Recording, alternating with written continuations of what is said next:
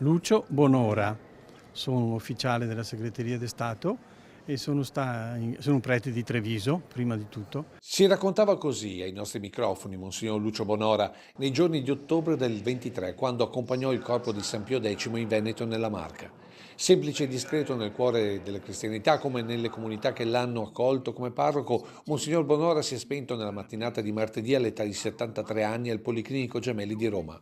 E a testimonianza delle sue profonde radici trevigiane ha voluto che un infermiere di Treviso lo accudisse nei suoi ultimi giorni e ha chiesto a Monsignor Michele Tomasi, vescovo di Treviso, di impartirgli l'estrema unzione.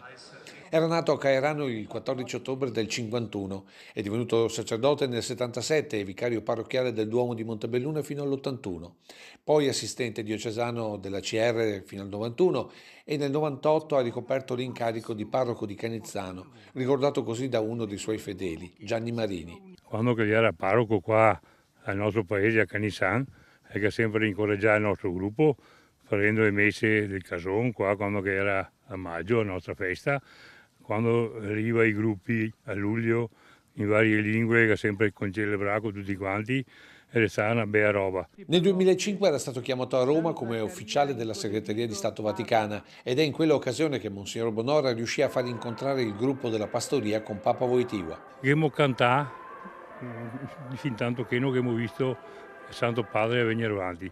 Così venivo avanti e mi ha guardato tutti e si è messo insieme con altri a parlarmi.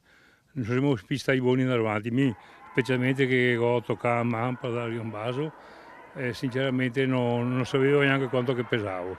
Quindi per noi è stata una roba grande e questo è merito del Monsignor Lucio Bonora. Devoto e studioso appassionato di San Pio X, Monsignor Lucio Bonora ha un po' fatto suo il servizio alla fede e alle comunità che raccontava del Papa Trevigiano. Pio X era un uomo che sapeva unire tutto l'amore possibile a Dio, nella messa, nella liturgia, nella comunione eucaristica data ai bambini, nell'adorazione eucaristica e nel contempo un amore sperticato verso gli altri, soprattutto i più poveri.